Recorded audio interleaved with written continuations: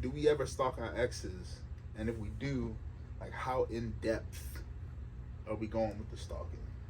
Yo, what's good? It's your boy Q. And my boy A. Back at it again like we never left. Got another episode coming. Anything you want to, any shout outs you want to give? Nobody in particular. You know who you are, because it's a lot of people. I just want to thank everybody for following the page, everybody showing love. I feel like we have the same kind of inner circle, same groups of people, and it's cool to see people that I know in real life following the page. So, shout out to y'all. And not just following because they know us, but because you actually tell us that you like the content. So Word. We appreciate that. It warms my little heart. Mine too. And the Grinch's heart grew, 3 sizes that day. We just really appreciate all the love that y'all showing, man. For really sure. do. For sure. What about you? Same thing. Like, we got a few new followers on YouTube, because that's where we started. We basically caught up with our amount on YouTube via IG, so that's been great. So it's given us motivation to keep it coming. So in this next couple weeks, we're gonna have a ton of videos dropping. A nice amount of content, quality content. We're not trying to be like other podcasts where the same thing over and over. We're either women bashing or passport bros or which I just found the term out. I never knew what a passport bro was, so shout out to you. I didn't know what that was. Or just talking about nigga shit, but trying to actually talk about things that matter to us. Word. What the crazy part is, we coined the nerds and niggas, but we haven't really been nerdy yet. Yeah, that's coming too. Just yet. Yeah, for our blurs, we're gonna get there. Yeah, we're gonna get there. Just got some other things to discuss. Word. I do want to say shout out to a few people who reached out about the child of addiction video. That was the first video we made off of whim. Everything that we talked about in that video was real, personal, and off the dome. We didn't really script anything on that one. We just freestyled and got to it.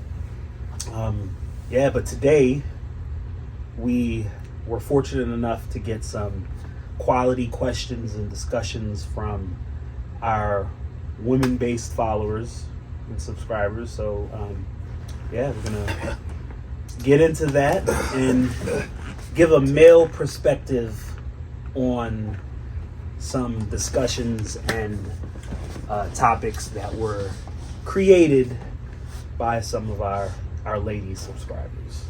I'm gonna let you run that. Couple questions. Just getting our opinion on some things. We're not gonna make this serious at all. So I might as well start with the first question. Young ladies want to know, like, as men, do we ever stalk our exes? And if we do, like, how in depth are we going with the stalking? You want to start? Or you want me to start? I'll let you start on that. Okay, I'll start because I was the one recently in a breakup. So I wouldn't say. I feel like stalk is a strong word. I feel like I don't really have any exes where it was a breakup to the point where I'm like, F her and I don't want nothing to do with her, blah, blah, blah. I mean, I'm sure it was like that at first, but I'm the type of person where if you come into my life and you haven't really done anything major to me, I mean, I'm always care about you, I'm gonna always care if you're doing all right. And we'll still follow each other on social media, and every now and then I'll look, not because are they messing with another dude or whatever, but just to make sure you're alive and well, making sure you're all right. That's just the human in me, So I wouldn't necessarily say stalk, but I feel like at least the 2 or 3 major exes that I've had in my life, yeah, we still follow each other on Instagram, and you know, we're in each other's. Well, I don't have a close friends, but I mean, you know, shout out to y'all, I guess. True. I can't say I ever stalked, especially like once they were an ex. Word. I did have a situation where I was about to pull up, not uninvited, like I was already supposed to be going over there, and then she had called me and was like, let's reschedule. It was some type of excuse where it was like, let's reschedule, and I was already in the area. Yeah. So I was like, let me see if she really telling the truth. And I like parked around the corner. And was like, who car is that? Trying to, yeah. But other than that, like that, I was already there. But yeah. Any other exes? Yeah, I can't say. I'm the type that we break up, I don't want you on my timeline. Because I don't want, especially if I still have feelings invested. Oh yeah. Yeah, I'm not going to block you or nothing like that, but I'm probably going to unfollow because I don't want you popping up on my timeline reminding me of what was, and you know, now I'm listening, I'm drinking, driving. Yeah, I'm good. Meanwhile, I'm an agent at chaos. I want us to follow each other. I still do follow. I would say 2 out of 2.5, 2 and a possible, because she don't really count as a Rooster. Don't really count as an ex. Like we were involved, but yeah, you know. I feel like in my 2 out of the 3, I guess, exes that I follow, one of them isn't really an ex. Yeah, we were just in too deep. We were casually boning on the regular. So, the next question young ladies want to know, or at least this particular group of young ladies, wow, okay.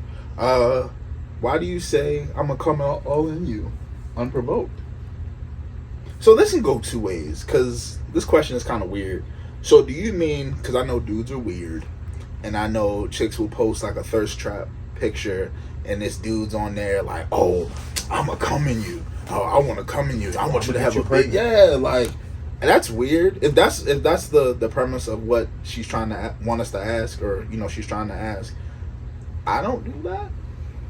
Even somebody I'm messing with, even mid, you know, coitus, I'm not like, oh, I'm gonna come all in you. You know, if it comes up, you know, but if that's, I don't know, that's a weird question to ask. Yeah. So I will gross. say this. In my later years, the older I've gotten, and with wisdom and learning how nasty some women can be, I won't say nasty, I'm going to say freaky.